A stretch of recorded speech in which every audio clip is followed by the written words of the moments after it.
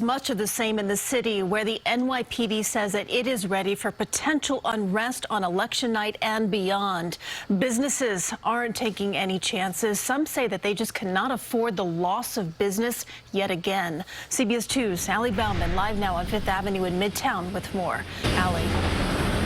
Well, Christine and Maurice, the NYPD says there is no specific threat, but law enforcement sources tell CBS News there is concern the election results may spark protests on either side of the political spectrum, potentially leading to violent clashes. There's also concern opportunists may take advantage of the unrest to loot or destroy.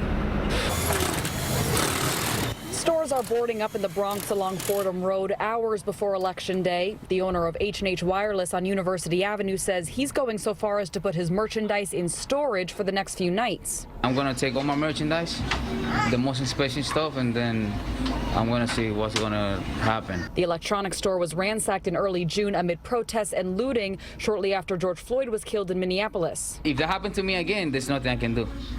I'm going to lose everything. And I have kids, I have a house, you know, I need to pay rent.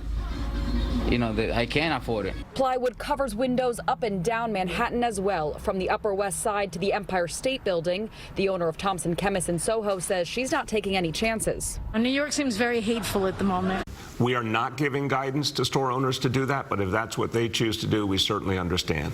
The NYPD says thousands of additional officers are at the ready for this election and the days following. They will, as always, facilitate peaceful protest and stop anyone who wants to cause violence or destruction. Chief of Department Terrence Monahan claims police are more prepared for unrest now than they were a few months ago.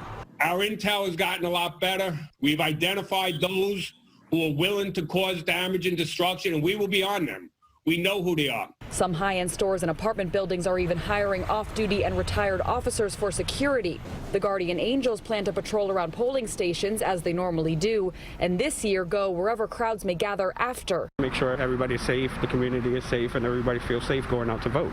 There are going to be a lot of people who want to take advantage of the tension surrounding this election.